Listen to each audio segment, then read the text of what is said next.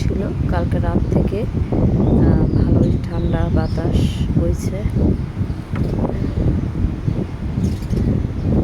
মানুষ morning walk করছে, আমিও করতাম, এখন করছি না আজকে কয়দিন ধরে।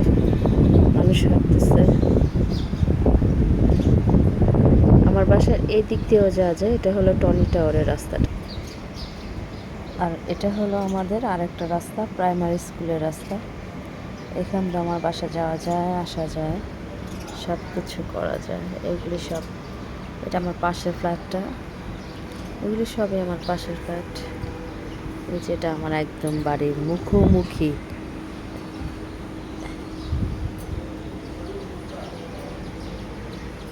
সবাই মর্নিং ওয়াক করছে।